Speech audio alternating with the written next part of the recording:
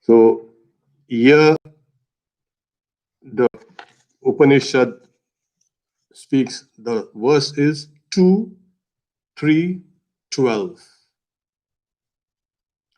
Naiva vacha manasa praptum shakyo na chakshusha. The first line is, it cannot be attained through speech, nor through mind, nor through the eyes. What is this? It, existence. And this has been the eternal search everywhere, in all cultures, in all thoughts, in all philosophies, in all science. What is existence? This is the root of every quest. Everything that we hope to know is about existence. Does the world exist? Do we exist? Yes, it does. We can see that it exists. But does it exist eternally? We are interested in an existence that is eternal. And every religion has been kind of propounding, yes, we guarantee you that there is something called the eternal life, and where you can be assured of an eternal existence. Claims have been made, promises have been made, people have been searching and looking and fretting over what is existence. Here, the Upanishad is saying that existence cannot be attained through speech, nor through mind, nor through the eyes. Eyes, in the sense, it's representative. It is speaking about all the senses. You cannot see it. It is beyond speech, and it is beyond mind. Well, then what kind of existence is there? Yes, there are many things that we feel that they are existent, but really they think those things are changing, and constantly they are being changing and changing and changing. That which is existence, that which is eternal, cannot be subject to change. If existence is subject to change, then it is subject to the laws of nature. And we can see that this whole universe is in a constant state of flux. It's constantly changing. What is then permanent? If existence wasn't permanent, then that existence becomes non-existence. But the human mind, amazingly, cannot get rid of the idea of existence. Everywhere, and every activity, every thought it does, we have that abiding feeling of existence. I exist, I exist, I exist. Swami Vivekananda says, that's why he says, even you cannot even, you may think of yourself, you can conceptualize, you can imagine yourself as dead, but you can't really feel that you are going to die. Somewhere that ideas of immortality have been so ingrained in us. Where does this idea of existence come from? People always say, oh, does God exist? Well, nobody says, do I exist? It's there. You feel you exist. This world outside is there, it exists. This is what the Upanishad is trying to say, that the idea of existence is indubitable in our consciousness. It is a fact in our consciousness. But how do you attain that? How do you realize that consciousness? Not through speech, not through the mind, not through the sense of, from the sensory system. Why? Why is that? Because these instruments through which you're going to know are still gross. The eyes are too gross for it to apprehend or to understand consciousness. The mind also, though it is subtle, yet it is incapable of understanding existence. Now, when I say existence, yes, I exist. Yes, but that's existence is in a very limited sphere. Because when you go to sleep, what happens to your existence? So there you are. So we are confused. Different states of the mind gives rise to different ideas about reality, about existence. There are millions and millions and millions and millions of beings in this universe, in this world, which are alive, but right now they are not being reflected in my consciousness. As a result, for me, they do not exist.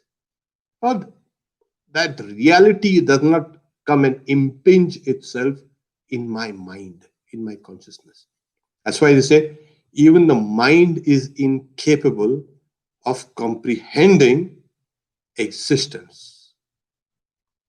And speech, speech, if the I and the mind itself is incapable of understanding existence, speech also is. But human beings have been using these instruments to understand reality. What is there outside? That outside is being reflected in my mind. So the mind, external, and the internal, the world outside and my mind, are kind of in synchronicity. It's in sync. And somewhere deep down, we, through millions and millions of years, we have been using this instrument to understand what is existence. And the Upanishad say you will not be able to understand existence through these instruments. Now, what is this existence spoken about? This is something called absolute existence. We are not talking about relative existence. The relative existence can be understood through these relative means, this world outside, through the senses and to the mind. But that's relative. And we know everything is relative. Birth, there will be birth and there will be death. There will everybody will be subject to different ideas of existence. My ideas of existence through this medium of the senses and the mind is different from, say, a physicist or a chemist or a philosopher or a religious person or a mystic. If they are using the same instruments that I'm using, yet they have different readings of what they call as existence, that means there is a misinterpretation. These instruments are not perfect. They are not giving the absolute idea of existence, just a relative. So for each person, that person, for him or her, the ideas of existence are relative. It is good for that person. Now, if I have a particular idea of existence, that idea of existence should be able to hold my body and mind in such a way I will not be affected by suffering and misery and all that is humans are heir to. My idea of existence depends on how I cope with life, how I can conquer my desires, how I can win over my mind, how I can not be affected by everything that goes. Ultimately, it comes down to our life and our activities and our work becomes muddled because our ideas of existence are muddled, are confused. So the the vaster your ideas of existence are, the more solid ground you all are standing upon. If my existence is limited only to my body, yes, this I exist, or my existence is limited only to my sense of the ego, or this is I exist, my individuality, then I am in trouble. That's the reason why I'm saying if you want to have a stable, you can say spiritual life or any kind of life, your ideas of existence has to broaden. It has to become vast.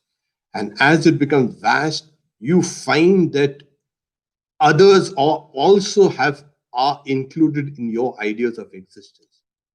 When I exist, I say I exist as a person, well, as a human being, yes, as a mammal, as so many other things.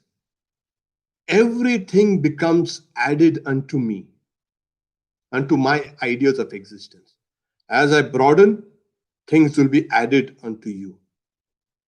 Things you thought were external to you, things you thought were to be dismissed, things you thought were to be denied, are now becoming included in your ideas of existence as it keeps on getting vaster and vaster. And this is spiritual life. So the next line of the verse says, how can it be known to anyone apart from him who speaks of it as existence? This is the idea. How can you know it? It is this person. Every person will speak about it as existence. The idea is that person and the ideas of existence are not two separate things. They are one. When you say, I exist, you know, uh, the French philosopher Rene Descartes, he saying, I think, therefore I am. You know, cogito ergo sum. Vedanta will say, I am, therefore I think. It'll just reverse it. I am, therefore I think. I am. Now, as this idea of existence is solid here in me, and as ideas of existence keep on growing and growing and growing, you will see it's not only because you exist that you think, but because you exist, you can do everything.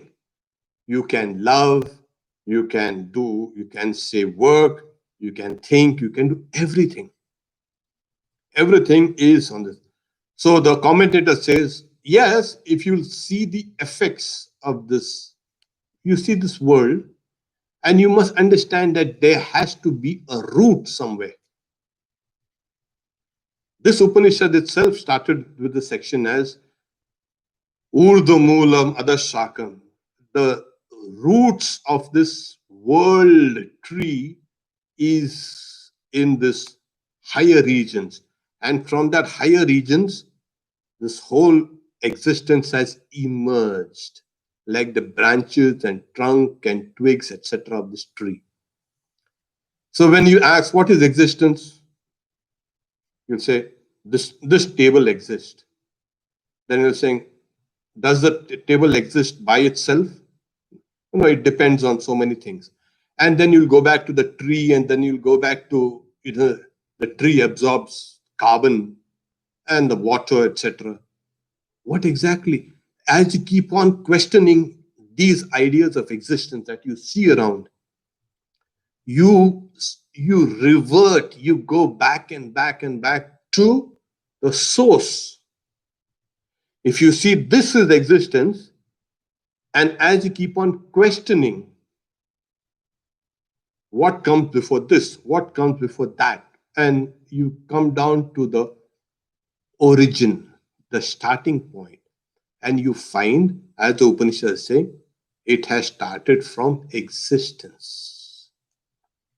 Sadeva Somya, oh good looking one, there was existence in the beginning, as the Chandogya Upanishad says. In the beginning, there was existence.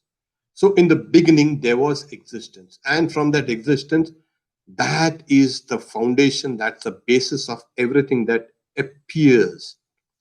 When we see a mirage, as we see the mirage, when we don't know it's a mirage, we think it is real, it is existent.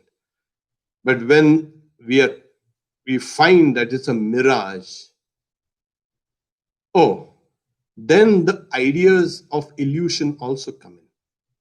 But when we are seeing a particular mirage or kind of an illusion, it is existence for us. We simply can't just get away from this idea of non existence.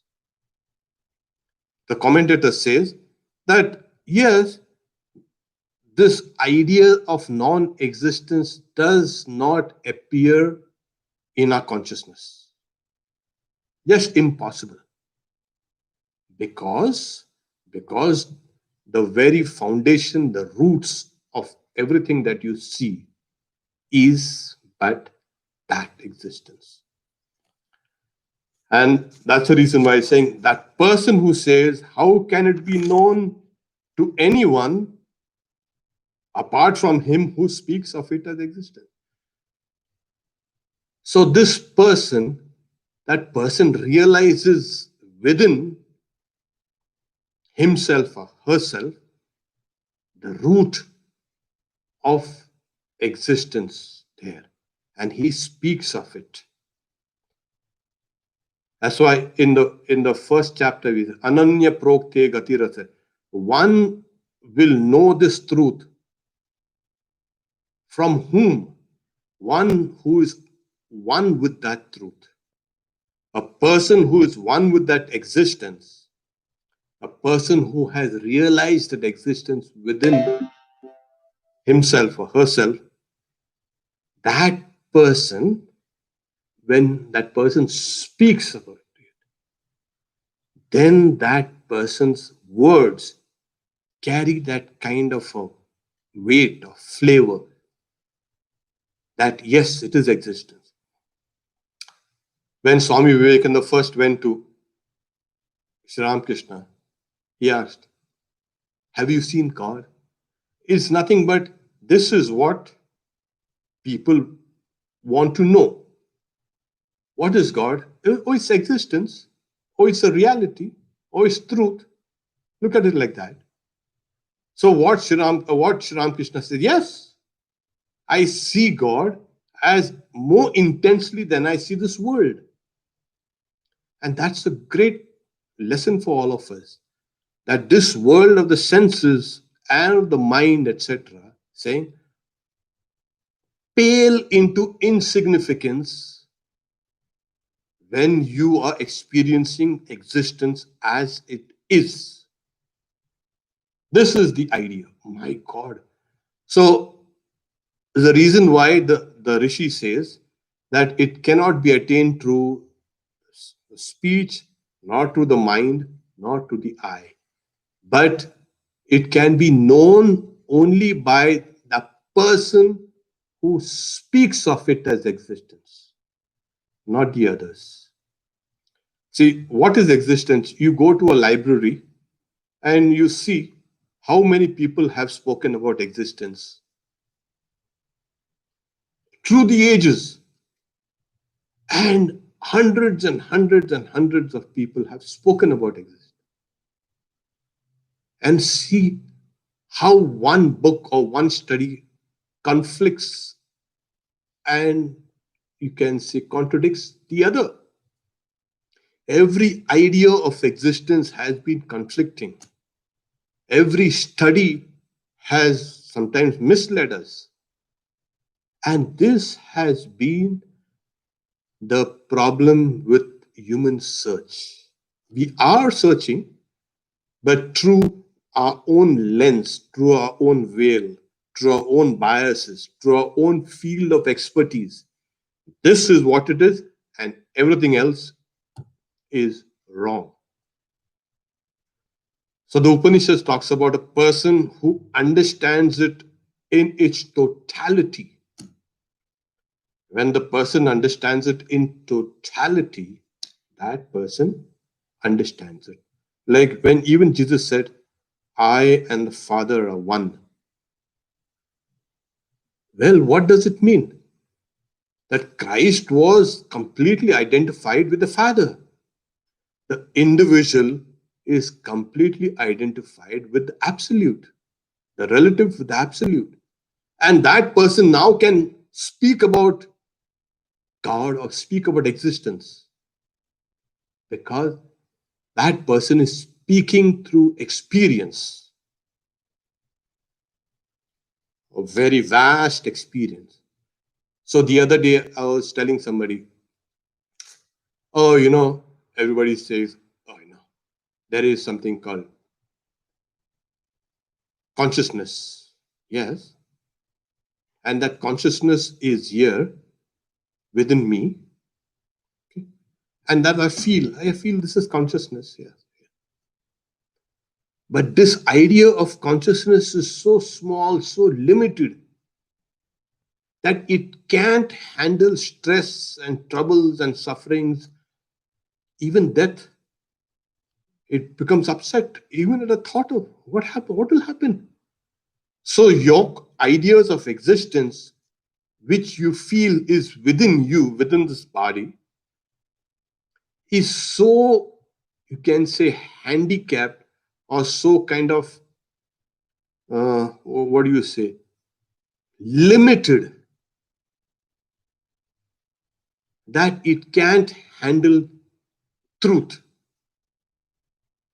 But the moment you feel that you exist in a vaster, you can say, entity, or a vaster medium, or a vaster field, then you are coming down to understanding what is existence. Right now, you feel you existing here inside. Next, you will feel that existence is vast, and this body, etc., is existing within this field, within this vast, you can say, network of consciousness. So this existence of reality is so vast, vast, vast, and we are all existing in it. So it's just that the person who only feels that existence is here within, I exist, I am, that person's existence is so limited. When he or she speaks about existence, you will not understand it, you will not know it. But when a person who understands the vastness, the absolute existence, when that person speaks, you will get a glimpse of that existence. Sri Ramakrishna says, how do you know God exists? Yeah, he's saying when you look at a sannyasi, that is a monk, that is a that's a genuine sannyasi, a genuine monk. You get the idea of existence. It's very important here. When you see a monk, a sannyasi, as Sri Ramakrishna says, you immediately remember Ishvara, God. So this person becomes a symbol of what? Of God. Of God. Well, the ideas of God are various, and everybody has their own ideas of God, because it depends on one's own limited ideas of existence. So if we say that person becomes a symbol of existence. So how do you kind of know that person? When does that person become the symbol of that vast existence, when the small things of life do not upset the person, that person is not toppled with the small barks of puppies, or Swami Vivekananda say, not even the thunderbolts of heaven. Nothing. That person is existence, stable. So that stability is transferred to the body and the mind and the senses and etc. That person, you can see the person is rooted in a higher form of existence, not in the ego, not in the limited identity, not in the limited self. That's the reason why the verse says it cannot be attained through speech, nor through mind, nor through eye. How can it be known to anyone apart from the person who speaks of it as existing? So when you go to such a person, even you don't have to ask anything. There is in the Dakshinamurti hymn, Stotra, it's a hymn to Shiva, where an old person, he goes to a guru who is young and with doubts about existence. And that person goes and the teacher teaches in silence, and the doubts of the disciple are cut asunder. So, this is what it is. So, when you go to such a person, that person's influence is so powerful, all your doubts vanish. This is what it is. So, those who speak about it as illusory, limited, non-existence in the absolute sense, it's all relative. This world, yeah, this world is, it's a figment of the imagination. These people cannot give us ideas about existence. So you take a philosopher, you take a psychologist, you take a scientist, a physicist, a mathematician, ask them, what is existence? And they will keep on speaking about existence. So you pit one against the other and you all debate and see what happens. And they will all keep on debating and they will not arrive at what really is existence. But this person who has actualized existence, that is, actualized his identity with existence, has become one with that existence. When that person speaks, that person speaks, that the other people know. There was an old story in the desert fathers. You know, in Egypt, there were these old desert fathers, monks. So there was a monk, I forget his name. He lived for many years in the desert, isolated. And he, for more than 40 years, and he was a very great monk in purity and holiness. So there was the scholars in the cities who were debating about the divinity of Christ. How much? 50% or 100%? Was he fully divine or was he human or something like that? Or was he half divine, half human only? What is an incarnation? So these scholars are debating. So one of these scholars was also a monk. He goes and invites that old monk to come to these debates. And he was reluctant, but then he agreed, came.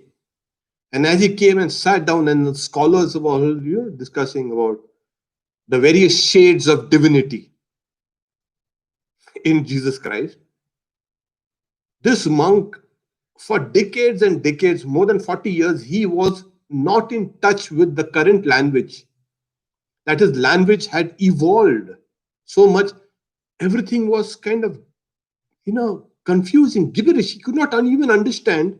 He could catch a few words here and there. So even language had changed. He had been away for so long from civilized, as they say, society and the debating society. So he asked the monk who had invited him, "What are these guys talking about?" And thankfully, that monk knew the old dialect of this language. So there, he leaned forward and said, "They are discussing whether Jesus Christ was God or no, or how much of that he was God." And this old monk became furious. He stood up and he banged his staff on the floor. Now, and everybody became silent. "I have seen God." That was the end of the debate. Here you have a person who has said, "I've seen him." These guys who had not seen the existence have been debating about it. This is the problem. You get an experience first and then you talk about it. And if you and me want to know about existence, we have to go to such people. This is what it. So we discussed that the root of the world is embedded in existence. Sadeva Somya. In the beginning, my dear, it was existence itself. Idam agra asid.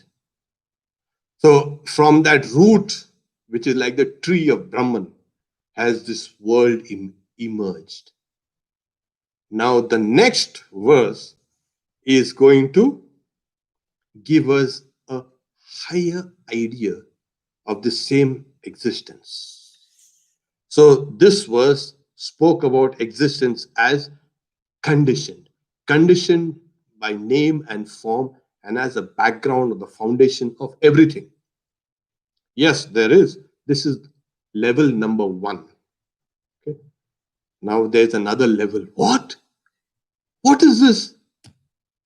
Yes. So this verse is this self, this Atman, is first to be realized as existing, which we have done here. And then it really is. And if you initially you dismiss it of God or the self does not exist, then there's no question of, you can say, further dialogue at all. You start with it exists, and then it becomes existent. It really is.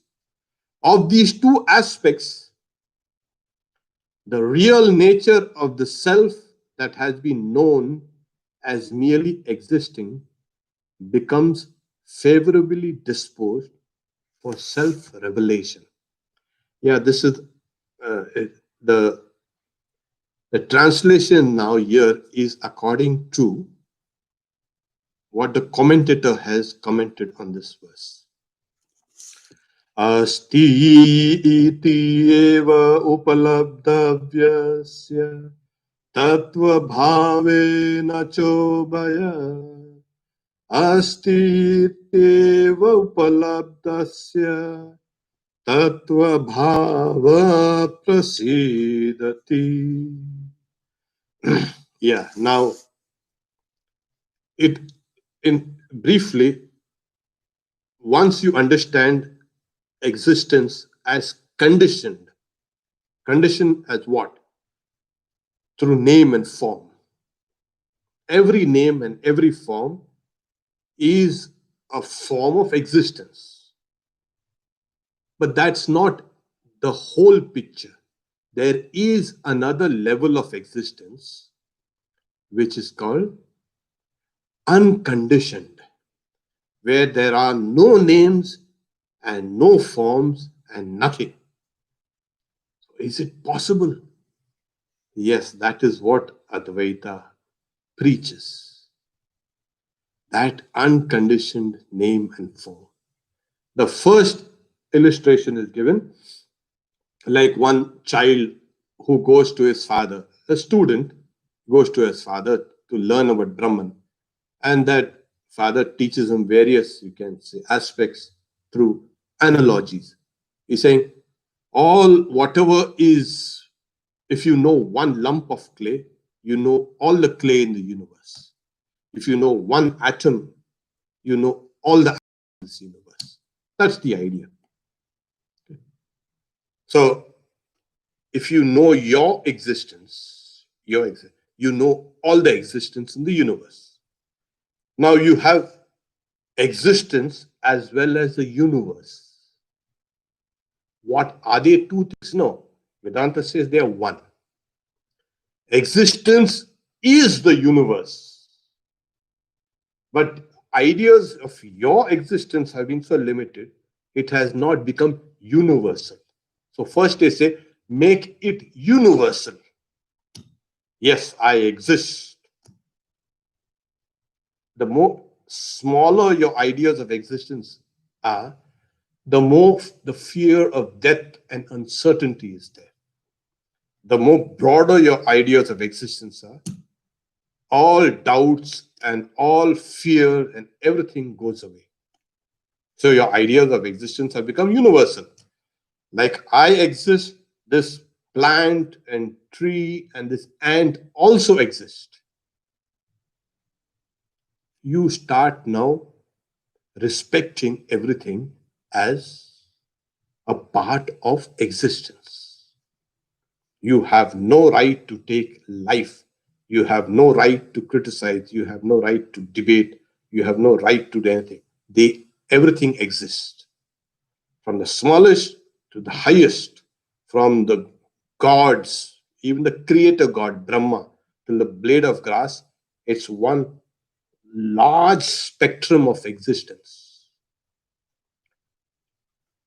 Then Advaita Vedanta says, yes, this is kind of universal existence that you have. Because these gods are not visible to our eyes or to speech or to the mind. Yet they exist. So once you have seen the visible and invisible in that ideas of existence, then they say there is another level where existence is unconditioned. It is not conditioned by the gods and angels and humans and plants and animals, nothing. It is just pure existence. When will that flash? That will flash only after you have understood this universal existence. So tattva bhava prasidha, it becomes favorable to you. So you start from here, go deep down, but you see this intellect which says, I exist, I exist. Yeah, Vedanta says that also is a limiting adjunct. And when it dissolves in this idea of your individuality, this individuality says, I am, I am. The moment you say, I exist, this whole idea of the universe also flashes in your mind. I exist as the universe. And then I exist even beyond the universe. The visible and the invisible universe, I exist. I exist in my pure form. Of course, the I goes away. Brahma eva aham asmi. It is Brahman itself that is reflected as I exist. So these three things, I exist, I know, and I love. Asti, Bhati, and Priya. These three things are always interlinked. It's not just, oh, existence. It's a dry thing of it. What's existence? It's a kind of a neutral feeling. It is a kind of, it's a vacuum. Oh, it's all consciousness. Existence is consciousness. And that consciousness is bliss. Sat, and Chit, and Anand. So these three things are not three separate qualities of existence. These are the very, you can say, essence, the swarupa, the very nature of this thing is existence, consciousness, bliss. Reality is, or truth is, God is what? Existence, consciousness, bliss. It's three things? No, no Trinity. Unity. And it goes even beyond unity. The moment you say unity means two things have been there and then they have been merged. Oh, unified. No. There is what is the reality is beyond two and even beyond one. So this is this idea, the grand idea of existence. And what happens? How it will spontaneously emerge within you. However, after you have had the universal sense of existence. So the idea is cha ubayo, and that amongst the two. So the two aspects of conditioned and the unconditioned aspects of consciousness. So ubhaya is like, it's implying from one you go to the next one. From the conditioned consciousness, you go to the unconditioned consciousness. But is it possible? Yes, it is possible. Those who want to go to the very extreme. But do you have to go? No. When you have understood universal consciousness, the consciousness or the reality that's conditioned, this one, the pure existence, will spontaneously awaken within you. And that's what he's saying. It becomes favorably disposed for self-revelation. So self-revelation becomes spontaneous. That's what happens. So the self is first to be realized as existing. Okay. The Atman, like, there are these philosophies, many philosophies, including the old philosophies like Buddhism. Self, anatta, anatta, anatta. It does not exist. Well, if you do say it does not exist, then you also become does not exist. If you say there's no self, then you become the. Why you to talk about nirvana and this and that? What about enlightenment? Even if you do that, you will end in non-existence. Anatta, anatta, anatta, anatman. So you start with this idea of, that's why he's saying the self is first to be realized as existing. Asti, asti, it is, I am. And then it is really is. And then when you realize it, oh yes, it is. Oh, this is what I've been hearing and thinking and meditating upon. This. Of course, our conceptions of existence and consciousness bliss, which we have started off, and which we had thought it was adequate, suddenly are transformed by the vastness of the idea of existence. So we start with the ideas of existence, a small thing, and then it becomes full blown. Of these two aspects, of the conditioned and the unconditioned, the real nature of the self, the swarupa, that has been known as merely existing, becomes favorably disposed for self-revelation. So after, again, the language is kind of old and is kind of tricky. So you start with this idea of existence here, and you realize the totality of all existence. And then after that, the pure existence is revealed to you. To you, yes, to you. You become everything. So what is the proof of God? You. Does God exist? Do you exist? I exist. Well, if God exists, then there has to be existence. Really? Of course. Does this universe exist? Yes. Sure? Yeah, of course. Well, somebody says that the universe does not exist. So our ideas of external and internal depend on a state of mind. If this world is dismissed of as a hologram or kind of illusion, then you also become a hologram and an illusion. So this world does not exist, but I exist. That is wrong. People say, like in India, we have the Punjabi Vedanta. Punjabi Vedanta is the world does not exist in the three periods of time: the past, the present, and the future. It never existed, it never will. So now you bring hot chapatis now.